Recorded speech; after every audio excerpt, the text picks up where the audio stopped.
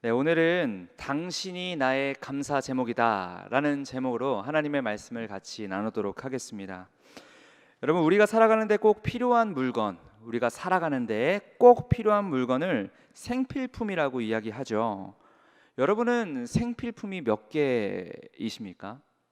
당장에 스마트폰이 있을 것이고, 또 이 여름에는 에어컨도 있을 것이고, 그죠? 각자 한번 생각해 보시죠. 근데 제가 어떤 글을 보니까요, 50여 년 전에는 우리 살아가는 데 필요한 이 생필품이 한 50여 가지 정도만 필요했다라고 합니다. 그런데 이 시대를 살아가는 현대인들에게 가장 필요한 생필품이 몇 개인 줄 아십니까? 그 50년 사이에 몇 개나 늘어나신 줄 아세요? 이 시대에서는 800개가 필요하다고 이렇게 나와 있더라고요. 어떤 기준으로 생필품을 뽑았는지는 모르겠습니다만, 한 가지 확실한 것은요, 50여 년 전과 지금을 비교했을 때 말이죠, 그때는 상상할 수도 없는 제품들이 오늘날 생활 필수품이라는 이름으로 자리 잡고 있는 모습을 우리가 많이 확인할 수가 있습니다. 제가 앞서 말씀드렸다시피 우리 손에서 한시도 떼어놓기 힘든 이 스마트폰도 그렇고요, 또 한번 쓱 하면 먼지 한 톨까지 빨아들이는 청소기가 있죠. 제가 10살까지만 하더라도 방학 때 이제 쓰레받기 빗자루로 이렇게 청소를 하면 어머니께서 500원씩 주셨던 기억이 나는데, 이제는 그럴 필요가 없습니다. 용돈벌이가 사라지게 된 것이죠. 또 여름에 덥지 않도록 도와주는 에어컨 등도 있습니다. 이처럼 여러 복잡한 기기들이 우리 삶의 생활 필수품으로 자리 잡고 있고, 예전에는 꿈도 꿀 수 없었던 편리한 가전제품들도 넘쳐나고 있는 게 지금 현실입니다. 그러면 이전처럼 50여 가지만 있으면 막 진짜 못 살아서 죽게 되나요? 에어컨이 없다고 하면 막 너무 더워서 이렇게 죽게 됩니까?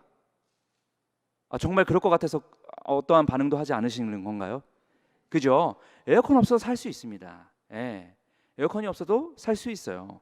저도 이번에 신혼집에 처음 에어컨을 들어봤지, 이전까지 이 30살 넘는 시간 동안 에어컨이 한 번도 없었습니다. 네. 그래도 잘 살아 있잖아요. 그죠? 생활 필수품이 없어도, 우리가 필요하다고 생각하는 그런 것들이 없어도 잘 살 수 있습니다. 이런 상황에서도 이제는 위와 같은 편의 기기들, 지금 말하는 그 800여 가지의 생활 필수품 중에 한두 가지라도 없다면 더 편리하고 좋은 것들을 누리지 못해서 만족함 없이 살아가고 있는 것이 우리의 현실이 아닙니까? 한번 우리 손에 비록 하더라도 그 50개를 가지고 하나님께 감사하고 감격한 인생이면 얼마나 좋을까. 예, 이것이 바로 하나님 앞에 감사하는 삶이 아니겠습니까? 그리고 이것을 바로 두 글자로 자족이다라고 이야기를 하죠. 이것이 바로 자족이라고 이야기합니다. 그리고 이 자족하는 마음이 신앙생활에서 굉장히 중요하다는 것을 성경 여러 곳곳에서 이렇게 얘기하고 있거든요. 디모데전서 6장 6절에서는 이렇게 이야기하고 있습니다. 그러나 자족하는 마음이 있으면 경건은 큰 이익이 되느니라. 아멘. 경건은 큰 이익이 된다고 얘기합니다. 말씀과 기도로 하나님과 가까워지는 것이 바로 경건이라고 할 수 있을진데, 그 경건에 큰 유익이 되는 것은 다름 아닌 자족이라는 것을 이 디모데전서에서 말씀해 준다는 것을 우리가 깨달을 때에, 우리는 이 자족이라는 것이 선택이 아니라 내 영혼에 있어서 필수로 장착되어야 하는, 어쩌면 그 600개, 800개의 생활 필수품보다 가장 우리가 필수적으로 갖고 있어야 되는 마음이 아닌가, 이런 생각을 우리가 한번 해봐야 된다는 것이죠. 오늘 우리가 읽은 이 데살로니가서는요, 편지입니다. 편지. 이 편지는요, 학자들 사이에서 감사의 서신이라고 불릴 만큼 감사의 내용이 굉장히 넘쳐나는 서신입니다. 물론 옛날 서신들은요, 편지의 첫 부분에 이 수신자들, 그러니까 받는 사람들에 대한 감사를 표현하는 게 일반적인 특징이었습니다.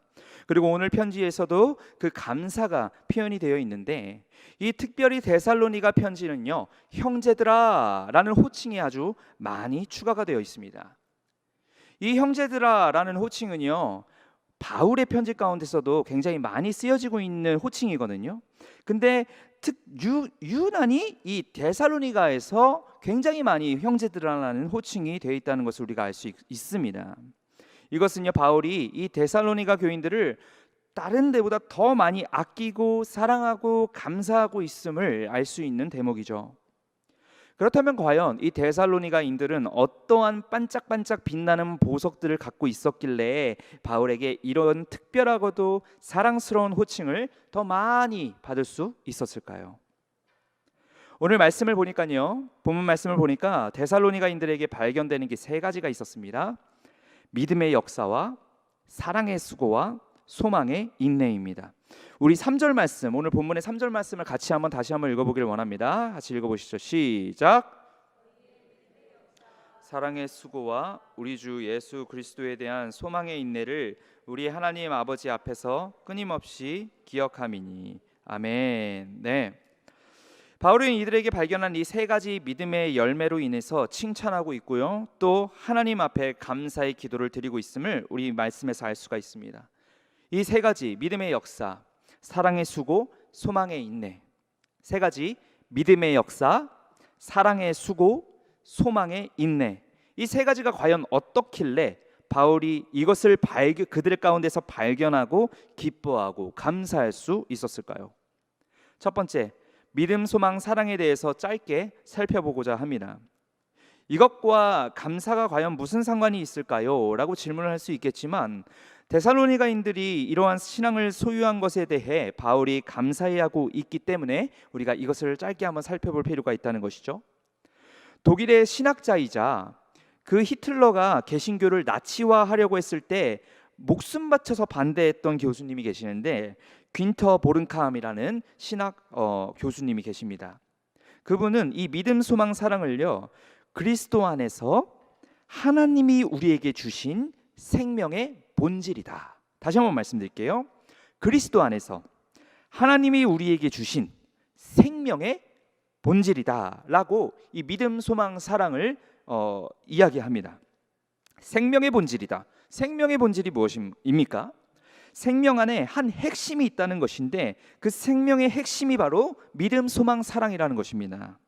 우리가 이 믿음, 소망, 사랑을 10년 가운데에 잘 소유해야 올바른 생명을 가질 수 있다라고 이야기를 하는 것이죠.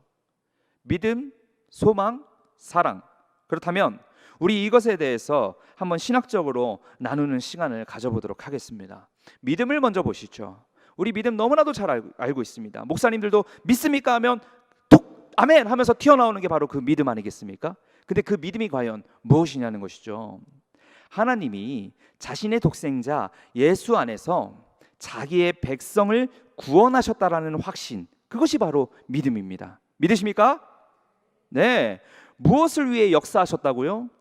구원을 위해서 역사하셨다는 것입니다. 예수 그리스도 안에서 자기 백성을 구원하셨다는 것에 대한 확신이 바로 믿음이라고 이야기할 수 있습니다. 그렇다면 여러분, 우리가 이 구원이라는 것이 믿음과 떨어질 수 없다는 것을 우리가 지금 나누고 있는 것인데, 구원했다는 것을 믿으려면 먼저 우리가 장착해야 되는 생각이 있어요. 믿어야 되는 그게 있다는 것이죠. 그게 뭐냐면, 우리가 본질상 진노의 자녀라는 것을 믿어야 합니다. 이해가 되시죠? 그래야 구원이 나오는 거예요. 이 땅에서 가장 시급한 문제는요, 우리를 죽음으로 이끄는 이 죄를 해결하는 문제입니다. 그것을 인지해야 됩니다. 실은 그러한 사실을 먼저 인지해야 이 구원의 믿음이 나오는 것이죠. 생각해 보십시오. 무시무시한 병에 걸렸다고 생각을 해봅시다. 그러면 치료를 위해 굉장히 힘써야 됩니다. 맞죠? 정말 유명한 우리 박사님에게 가서 치료를 받아야 되고요, 또 병원 입원해서 막 비싼 주사도 맞아야 되고 약도 복용해야 합니다. 큰 병원에서 그 전문 분야의 원장이 수술을 해주고, 그 수술 후에 그가 처방해주는 약을 꾸준히 복용을 해요. 이것에서는요, 전적으로 그 전문 의사를 믿는 것이 기초에 있는 행동 아니겠습니까? 그죠? 그 전문 의사를 우리가 믿지 않으면 어떻게 처방해주는 약을 먹을 수 있겠으며, 어떻게 그 사람에게 전신마취로 내 몸을 맡길 수가 있겠습니까? 그 의사를 믿기 때문에 우리가 그러한 행동들을 할 수 있다는 것이죠. 성경은요, 그것보다 더 큰 믿음으로 예수 그리스도를 믿어야 한다라고 가르치고 있습니다. 여러분, 우리 스스로가 죄인임을 인지하십니까?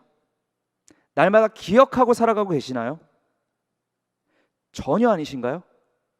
여러분은 죄인이라는 사실을 여러분 믿으십니까? 말씀을 근거하여 믿으시죠. 제가 죄인임을 믿습니다. 여러분도 죄인임을 믿으시기 바랍니다.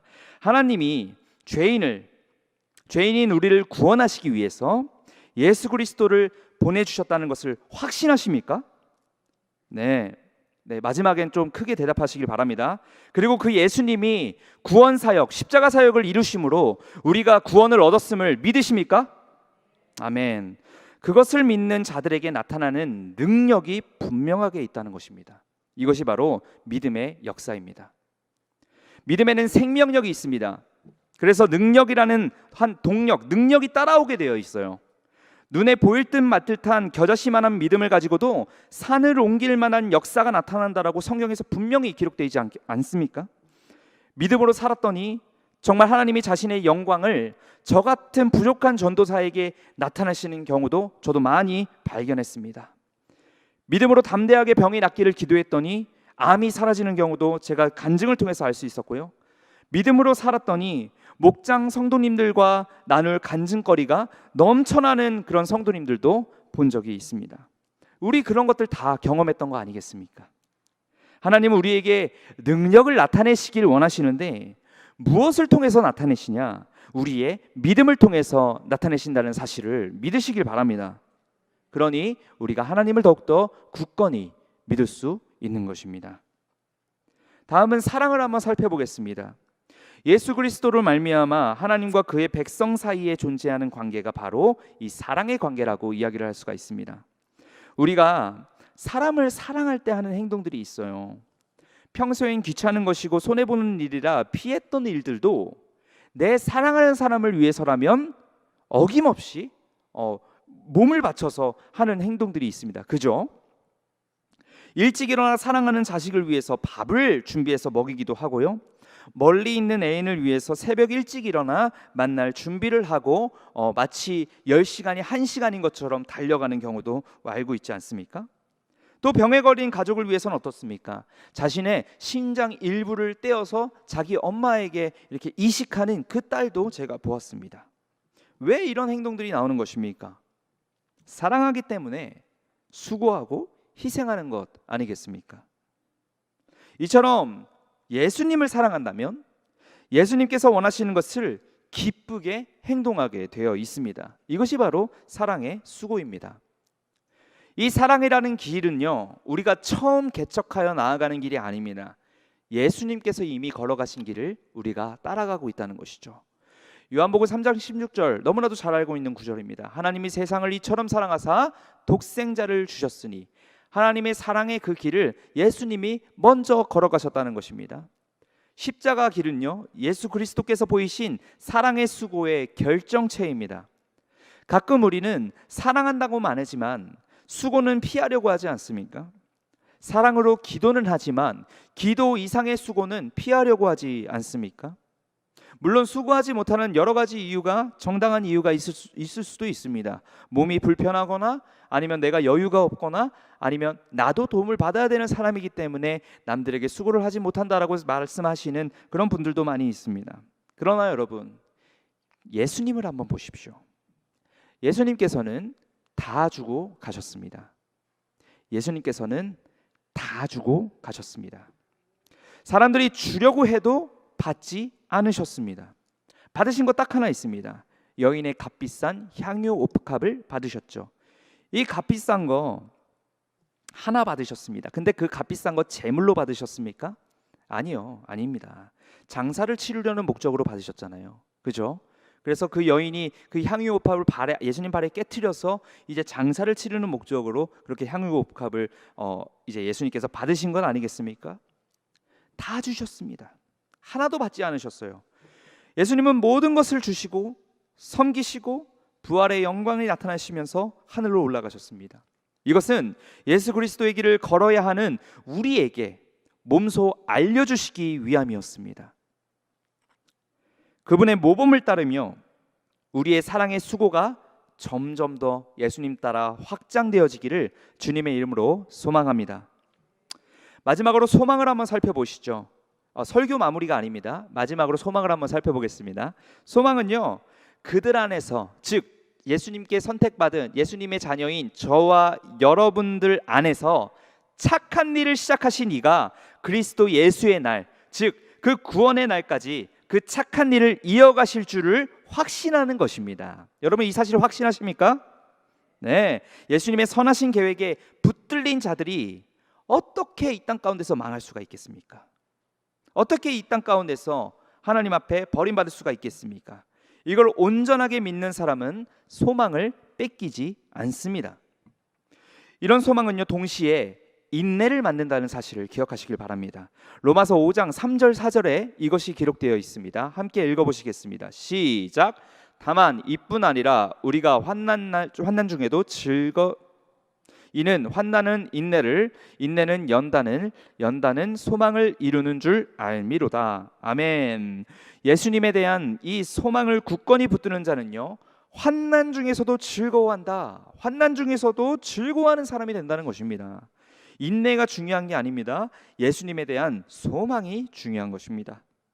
고통이 찾아올 때에 단순히 이불을 뒤집어 쓰고 참는 것을 소망의 인내라고 이야기하지 않습니다.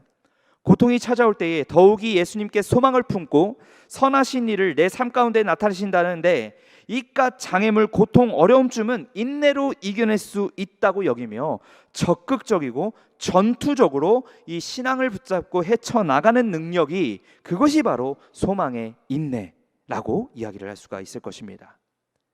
그리고 실제로 제가 방금 앞서 말씀드린 이것이 실제로 데살로니가 교인들이 나타냈던 신앙의 모습이라는 사실을 우리가 알 수 있습니다. 실제로 데살로니가 교인들은요, 이 당시에 많은 핍박을 받았다는 것이죠. 당시 모든 교회가 박해가 무르익었을 때였기 때문에, 유대인들과 다른 사람들의 핍박이 굉장히 심했던 때였기 때문에 이 데살로니가인들도 이때 당시에 핍박을 많이 받았다는 것이죠. 하지만 이 데살로니가인들은 예수님에 대한 소망을 절대로 놓치지 않았습니다. 여러분들도 이 데살로니가 성도들과 같이 예수님께 소망을 두고 이 땅을 살아가고 있습니까? 데살로니가 교인들은 그렇게 담대하게 살아갔다는 것이죠. 믿음의 모습을 온전하게 나타내었으며 옛적의 우상들을 버리고 그들을 가르친 바울과 실라와 디모데의 말대로 십자가 단단히 붙잡고 참된 그리스도인들로 성장한 것입니다. 데살로니가 교회는요, 하나님께서 보셨을 때 아주 기쁨 받으실 교회로 성장을 했고, 바울이 지금 그러한 교인들을 칭찬하고 기뻐하고 또 하나님께 감사하고 있다는 것입니다. 여기서 우리는 바울이 기뻐하는 기준에 대해서 살펴볼 수 있습니다. 바울이 기뻐하는 기준, 우리가 이것을 살펴보고 우리가 또 배우길 원합니다. 바울이 이 편지를 쓸 상황은요, 51년에서 53년으로 추정되거든요. 예수님이 부활하신 지 20년이 채 되지 않았던 때였습니다. 이때가 바울이 2차 전도 여행을 떠났던 시기로 학자들이 이야기하고 있습니다. 이걸 어디서 썼을까요? 고린도라는 지역에서 썼거든요. 이 고린도에서 쓴 편지예요. 근데 이때 어떤 일이 있었냐면, 사도행전 18장 12절 17절 보니까 바울이 갈리오 총독에 의해 법정으로 피고인으로 끌려갔던 상황입니다.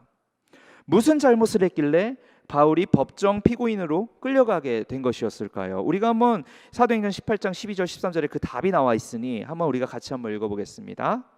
시작. 갈리오가 아가야 총독 되었을 때에 유대인이 일제히 일어나 바울을 대적하여 법정으로 데리고 가서 말하되 이 사람이 율법을 어기면서 하나님을 경외하라고 사람들을 권한다 하거늘. 네, 지금 유대인들이 일제히 일어나서 바울을 피의자로 고발을 했습니다. 법정에 끌려갔습니다. 근데 그 내용이 무엇입니까? 율법을 어겼다.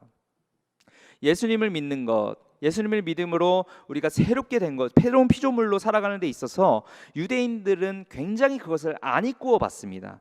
왜냐하면 그들이 알고 있던 율법과 이런 구약 시대의 풍습들이 그런 전통들을 끝까지 지켜놔야 된다고 이야기를 했었기 때문입니다.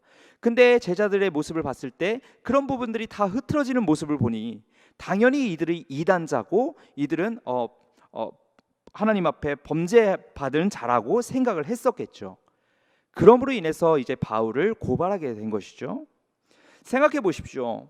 예수 그리스도를 담대히 믿으며 자신의 모든 좋은 것들 다 배설물로 여기고 예수 그리스도만 따라갔던 그 바울이라면, 그렇게 복음을 두루두루 전했던 바울이라면 하나님께서도 그 사역을 잘 감당할 상황도 펼쳐주시고 그 필요도 채워주시고 능력도 나타내 주시고 해야 되는 거 아니겠습니까?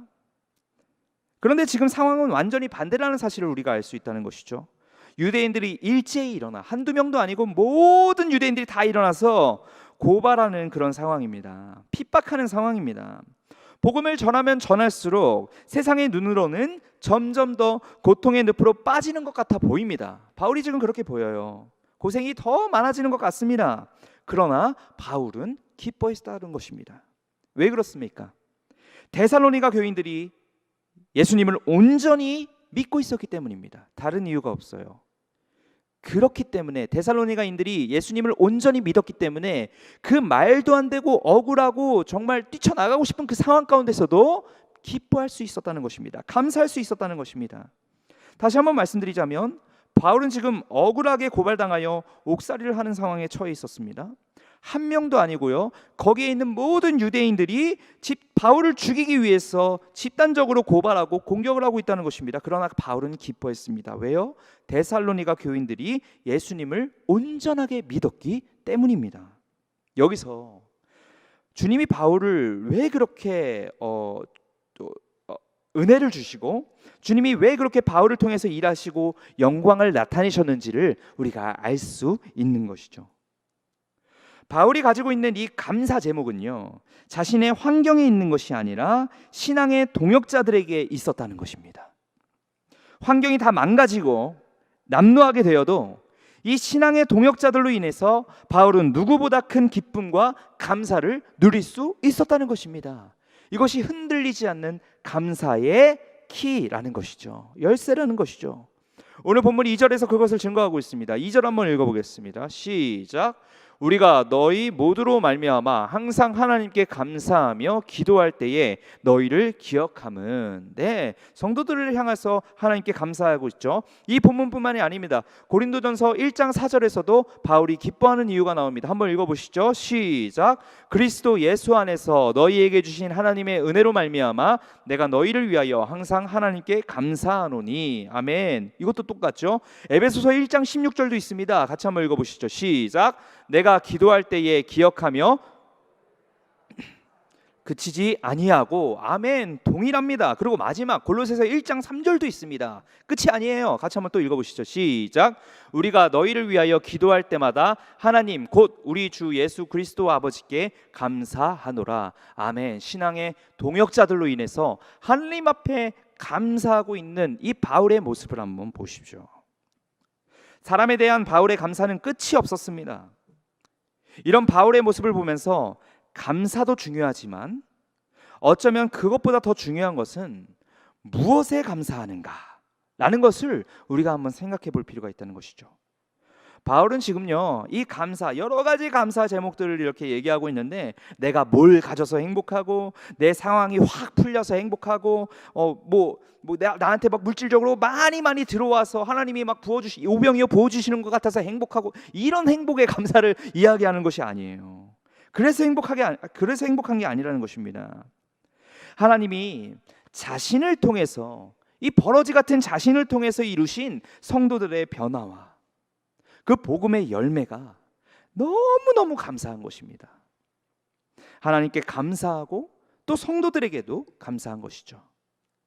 실제로 편지 뒷부분에 가면요, 너희들이 신앙생활을 잘하니까 너무너무 행복하다라는 말을 한 번 더 언급하거든요. 데살로니가전서 3장 8절이 이것을 이야기합니다. 한번 읽어보시죠. 시작. 그러므로 너희가 주 안에 굳게 선즉 우리가 이제는 살리라. 네, 맞습니다. 산다라고까지 지금 표현을 하고 있는 것이죠. 이 산다라는 표현 어원을 잘 보면요, 행복하다를 넘어서서 생기가 넘치다라는 뜻을 가지고 있습니다. 그들이 하나님을 잘 믿고 또 그들이 성령의 능력을 얻고 또 동시에 그 능력으로 자신을 위해 기도하고 돕고 있으니 이보다 더 큰 힘과 지원이 어디 있겠습니까? 이것을 생각하면서 상황은 변하지 않았지만 그 바울은 이미 살았다라고 이야기를 하고 있는 것이죠. 이 얼마나 담대하고 굳건한 믿음입니까? 우리도 지난 삶을 되돌아볼 때에 하나님께서 얼마나 많은 신앙의 열매를 맺어주셨습니까? 특별히 바울과 같이 우리에게도 그 데살로니가 성도들과 같이 신실한 믿음의 동역자들이 얼마나 많이 있습니까? 하나님께서 얼마나 많이 붙여주셨냐는 거예요. 수십 년 동안 함께 교제한 믿음의 성도들, 그들과의 교제를 통하여 각자가 스스로의 신앙을 점검할 수 있었고, 또 그로 인해서 하나님 앞에 더욱더 가까이 나아갈 수 있지 않았습니까? 너무나도 사랑하고 또 존경스러운 게 우리 청년부 우리 지체들이 수요일마다 또 요일마다 모여갖고 기도회를 하고 있어요. 또 끝나면 여기 와서 다 같이 막 신발 벗고 와갖고 무릎 꿇고 이렇게 기도하고 있고, 또 우리 중고등부 선생님들, 다른 부서도 다 마찬가지겠지만 우리 중고등부 선생님들도 각자 이렇게 모여서 토요일마다 만남 기도회 하면서 수련회 위해서 기도하고, 또 각자 릴레이로 금식해서 기도하고, 이런 식으로 우리 서로가 그렇게 신앙의 동역자로서 함께 기도하고 함께 모이기에 힘쓸 때에 다른 사람들이 아니라 나 자신에게 신앙의 유익이 되는 모습들을 우리가 너무나도 많이 경험하고 또 간증할 수 있지 않습니까? 이런 것들이 많이 있다는 것이죠. 때로는 어려운 일에 처한 형제 자매를 위해서 함께 중보기도 했을 때에 하나님께서 그것을 어떻게 일하시고 어떻게 자신의 영광으로 뒤바꿔 주시는지도 우리 모두가 목도할 수 있는 경험도 있고요. 아픔을 나눔으로써 위로를 얻는 성도들, 또 그러므로 인해서 다시 일어난 성도들도 우리가 많이 볼 수 있지 않았습니까? 제가 중고등부 친구들과 이게 설교를 나눌 때에 이렇게 이야기를 한 적이 있습니다. 실제 경험인데, 언제가 가장 행복하냐라는 질문을 제가 들은 적이 있어요. 근데 그때 제가 정말 가지고 있던 취미 생활들 있잖아요. 영화 감상이든 아니면 기타 연주든 아니면은 뭐 게임이든 아니면 뭐 나가서 뭐 출사 사진, 제가 또 사진 좋아하거든요. 여러 가지 생각을 했는데 그 어떤 것도 나에게 지금 내 힘든 상황을 뭐 이렇게 힘을 준다거나 이런 게 아닌 거예요. 생각해 보니까. 그러면서 불현듯 들어가는 딱 이렇게 지나가는 생각이 뭐냐면, 저의 이 신앙 상담, 또 저의 기도, 저의 설교를 통해서 도전을 받는 그 성도님들 혹은 학생들의 눈동자가 보이더라고요. 이해가 되시나요? 아, 이것을 통해서 내가 기쁨을 얻는구나. 이런 것들을 제가 좀 많이 간증을 하게 되었다는 것이죠. 그렇습니다. 우리 성도님들은요, 우리 스스로가 신앙생활을 하는 것이 아니라 함께 신앙생활을 함으로써 각자의 신앙이 하나님 앞에 더욱더 커져가게 되는 것입니다. 이것이 얼마나 감사한 기도 제목입니까? 그리고 또 저에게 또 한 가지 감사의 제목이 있습니다. 이번 수련회가 끝났을 때 제가 정말 감사했던 것은 예상 인원보다 10명이나 더 많은 아이들이 온 것뿐만이 아니었습니다. 3년 만에 열리는 수련회였기 때문에 모든 것에서 가장 좋은 것들을 아이들에게 주고 싶었거든요. 그 중에 아이들이 가장 감동을 받는 거 뭐일 것 같으십니까?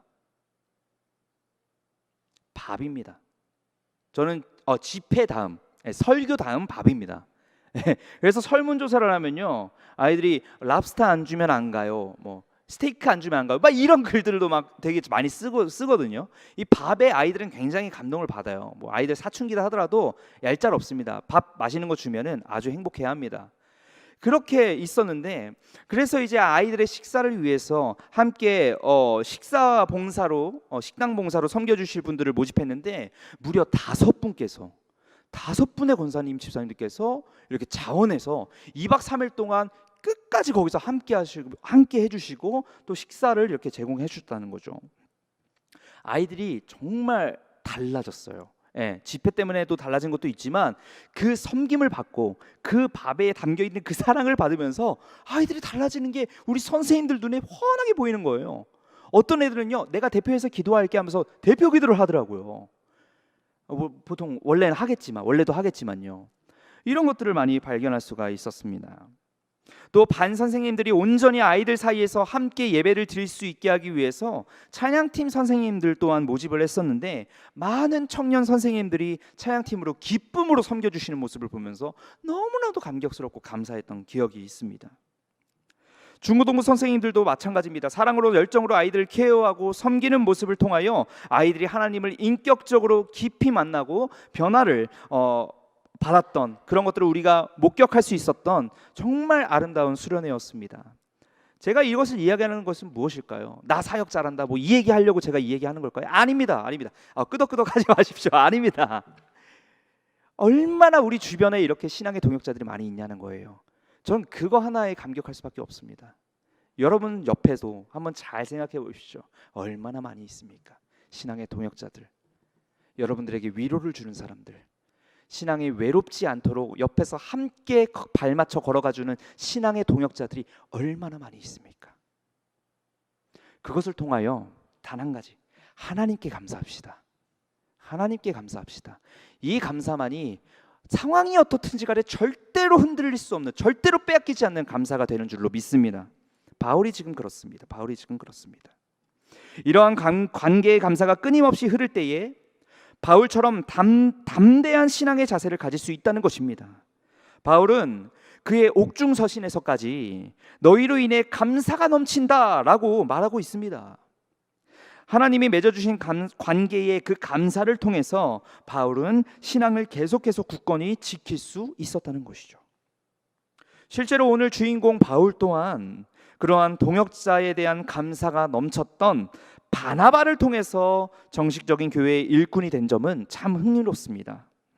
최고의 핍박자요, 예수님을 열정적으로 부인하고 박해했던 그 바울, 옛날 이름 사울, 그 사울이 다메섹 동산에서 예수님을 인격적으로 만나고 주님의 사도요 일꾼으로 부름받았던 그 사울, 우리가 알 수 있지 않습니까? 34년 회심 이후에 예루살렘에 가서 예수 그리스도의 제자들과 사귀고자 했습니다. 예수님이 이제 살아있다는 걸 알았으니까 그 제자들에게 찾아가서 사귀고자 했어요. 하지만 그 제자들이 어땠습니까? 대부분의 사람들이 악동이었던 사울과 교제하는 것을 두려워할 뿐만 아니라 그가 예수 그리스도의 제자된 것을 신뢰하지 않았다는 거 아니겠습니까? 그때에 누가 등장해요? 바나바가 등장합니다. 바나바가 예루살렘에 있는 사도들에게 사울을 직접 데리고 갔지 않습니까? 주께서 환상으로 바울에게 말씀하신 것과 다메섹에서 예수 그리스도의 이름으로 전도한 사실을 이 바나바가 자세히 이야기하며 이 사울을 변호했고, 그 바나바의 사랑의 동역의 도움을 통해서 바울이 사도로서 수많은 지역에 복음을 심는 역사를 이룩한 것 아니겠습니까? 신약의 거의 많은 신약 성경을 쓴 사람이 바로 바울 아니겠습니까? 첫째는 주님의 능력이요, 둘째는 주님께서 붙여주신 동역자로 인한 역사임을 우리가 알 수 있다는 것이죠. 물론 2차 전도여행 때 그러한 바나바와 크게 다투었고 또 그렇게 헤어지게 되었지만, 바울 또한 바나바의 동역의 은혜와 사랑을 얻은 한 사람이었고, 그것이 그러므로 인해서 소중함을 느끼게 된 것이라고 생각을 합니다. 그렇기 때문에 이 신앙의 동역자에 대한 중요성과 이 관계에 대한 감사가 넘쳐났었다는 것이죠. 우리도 신앙생활 결코 혼자 하는 것이 아닙니다. 잘 생각해 보십시오. 누군가는 부모님을, 누군가는 나를 담당했던 교사 선생님을, 또 누군가는 나와 함께 있는 목장의 성도님들의 신앙생활을 보며 배운 것들이 너무나도 많이 있을 것입니다. 그렇기 때문에 나의 경건생활, 나의 신앙생활에 있어서 이 신앙의 동역자가 얼마나 중요하고 감사한 존재인지 우리가 기억할 수 있다는 것이죠. 사람에 대한 감사, 이것이 우리에게 가장 필요한 감사인 줄로 믿습니다. 옆 사람을 바라보면서 우리 이렇게 인사하시죠. 감사합니다. 네, 인색해도 한번 더 크게 한번 해주시죠. 감사합니다. 반대쪽 한번 보시면서 인사하시죠. 감사하시죠. 네, 뒷사람 보면서 인사하시죠. 감사할 행동 많이 하겠습니다. 저 보지 마시고요. 다시 한번 하겠습니다. 옆 사람 보시면서 감사할 행동 많이 하겠습니다. 많이 하겠습니다. 예, 이렇게 하나님 안에서 행복한 신앙생활을 할 수 있는 저와 여러분들이 되기를 주님의 이름으로 소망합니다. 네, 마지막으로 우리 하나만 더 살펴보겠습니다. 앞서 살펴봤듯이 신앙의 동역자들로 인해서 바울의 신앙이 더욱더 단단해짐을 우리가 살펴봤다면, 우리는 이제 될 수 있는 대로 신앙의 동역자들과 더불어 화목해야 합니다. 신앙의 동역자들과 더불어 화목해야 돼요. 화목하기에 힘써야 합니다. 마지막으로 화평이 답이다 라는 이 내용을 제가 한번 살펴보고 말씀을 마무리하도록 하겠습니다. 사막교부들이라고 있어요. 이 사막교부들이 그들이 쓴 글을 엮어놓은 책이 있는데 그것을 보면 이런 글이 있습니다. 한번 잘 들어주시죠. 아가도는 말했다. 나는 어떤 사람에 대해 불만을 품은 채 잠을 청한 적이 한 번도 없으며 내게 불만을 품은 사람이 그냥 자도록 내버려 준 적 또한 한 번도 없다. 이해가 되세요? 전혀 안 되시는군요. 다시 말씀드릴게요. 나는 어떤 사람이 나에 대해서 불만을 품은 채 잠을 자게 한 적도 없다. 동시에 내게 어떤 사람에 대해서 내가 불만을 품은 상태로 하루를 끝냈던 적도 한 번도 없다. 이것을 이야기하고 있는 거예요. 그러니까 이 불만을 해결하기 전에 내가 불만을 품든 상대방의 불만을 품든 이 불만을 해결시키기 전에 나 오늘 하루 안 보낸다 이겁니다. 이해가 되시죠 이제? 네, 이 아가야라는 사람이 이 얘기를 했다는 것이죠. 여러분 근데 생각해 보십시오. 우리 중에서도 아가도 같은 사람이 한 명이라도 있으면요, 우리는 하나님의 나라를 더욱더 깊이 체험할 수가 있을 것입니다. 관계 간의 불만, 즉 관계 가운데 화평을 위해 최선을 다하는 한 사람이 옆 사람에게 영향을 주고 그 사람들이 또 옆 사람들에게 영향을 주고 그렇게 또 옆 사람들에게 영향을 준다면 이 공동체는 화평을 위한 공동체가 되는 것이죠. 맞죠? 그래서 나부터 화평을 위해 힘쓰는 사람이 되자는 겁니다. 화평을 위해 힘써야 된다는 거예요. 그래서 바울도 서신 여러 곳에서 성도 간의 이 화평을 굉장히 강조하면서 이렇게 고백하거든요. 로마서 12장 18절에 이렇게 기록되어 있습니다. 할 수 있거든 너희로서는 모든 사람과 더불어 화목하라. 할 수 있거든 너희는 모든 사람과 더불어 화목하라. 모든 사람입니다. 모든 사람과 더불어 화목하라고 바울이 분명히 권면합니다. 근데요, 할 수 있거든이라고 약간 조금 연하게 연하게 약간 권면을 한 것이라면 히브리서 기자는요 그것보다 엄청 더 강한 메시지를 우리에게 주고 있습니다. 한번 읽어보시죠. 히브리서 12장 14절입니다. 시작. 화평함과 거룩함을 따르라. 이것이 없이는 아무도 주를 보지 못하리라. 아멘. 주님을 보지 못한다고요? 이게 무슨 말입니까? 이거 어떻게 보면 두려운 저주와 같은 말씀 아닙니까? 나 화평하지 못한 사람이 얼마나 많이 있습니까? 근데 그렇다면 아무도 주님을 보지 못한다고 지금 히브리서 기자가 이렇게 강하게 이야기를 하고 있는 거예요. 어떤 사람은 화평하지 못해도 내 스스로가 거룩하니까 괜찮아라고 착각할 수는 있습니다. 하지만 여러분 히브리서 기자가 정확하게 이야기하고 있습니다. 모든 사람과 더불어 화평함과 거룩함을 따르라. 이것이 없으면 아무도 주님을 보지 못한다. 뭐가 없으면 주님을 보지 못한다고요? 거룩함과 화평함. 화평함이 얼마나 중요한지 이 히브리서 기자는요 구원이 되는 그 거룩함을 갖다가 이 거룩함의 반열에 이 화평함까지 확 올려버리는 거예요. 이게 얼마나 중요하다는 것을 지금 우리에게 이야기하고 있는 것입니까? 어떤 사람은 이렇게 얘기합니다. 나는 원래 성격이 쌀쌀 맞아갖고 그래서 화평이랑은 조금 거리가 멀어. 난 그래도 교회 봉사 정말 많이 해. 이렇게 얘기하는 사람이 있어요. 하지만 예수님은 그런 사람들도 스스로 예수님은 잘 믿는다고 이야기를 합니다. 화평은 저 멀리 두고 스스로의 생각으로만 신앙생활을 하고 있는 사람이 있습니다. 이것은 나는 성경 다 믿어도 이 히브리서 12장 14절 이건 안 믿어 라고 말하는 것과 똑같습니다. 뒷부분 보십시오. 이것이 없이는, 즉 화평함 없이는 아무도 주님을 보지 못하니라. 여러분, 하나님을 보기 위해서 우리는 거룩한 만큼이나 화평함을 가져야 합니다. 거룩함 없이 하나님을 믿는다고 말하는 사람을 보면 어떤 생각이 드나요? 나 하나님 잘 믿어요 하면서 밖에 나가서 불법 도박 사이트에서 맨날 밤새고 있고 또 막 교회 헌금 횡령해 갖고 막 가서 막 도박하고 이런 사람 보면서 이런 사람이 막 나 예수님 잘 믿어 매주 출석하잖아 이런 사람들 보면 여러분 어떤 생각 드시나요? 그냥 냅두시나요? 아니죠. 말씀으로 권면하죠. 그죠? 예, 잘못 믿는 거를 알려주잖아요. 그죠? 근데 여기서요, 이 히브리서 기자들이 이렇게 얘기하는 거예요. 너 과연 그거 잘 묻고 있는 거 맞니? 화평함 없이 하나님을 잘 믿는 거 없습니다. 화평함 없이 주님 만나는 거 없습니다. 분명히 얘기합니다. 거룩함과 동시에 화평하기 힘쓰라고 이야기를 하는 것이죠. 여러분, 같은 지체들과 화평하되 주님을 보고자 하는 열망을 가지고 화평하시길 소망합니다.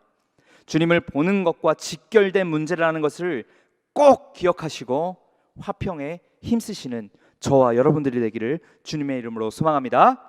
말씀을 마치겠습니다. 오늘 우리는 바울의 상황이 이렇게 남루하고 처절한 상황에서도 감사를 잃지 않은 이유를 알 수 있었습니다. 그것은 바로 감사 제목이 상황이 아니라 믿음의 동역자들에게 있었다는 것입니다. 사람을 보고 살아가는 것이 아닙니다만 분명히 하나님께서는 여러분이 신앙생활을 할 때에 여러분 옆에 거룩한 동역자들을 통하여 감사가 넘쳐나게 할 줄로 믿습니다. 오늘 제목과 같이 환경의 감사 유무를 따지는 것이 아니라 주님께서 우리에게 붙여주신 내 곁에 신앙의 동역자들로 인하여 마르지 않는 감사를 소유하시고 그 감사를 또 옆 사람과 나누시는 그런 저와 여러분들이 되기를 주님의 이름으로 소망합니다.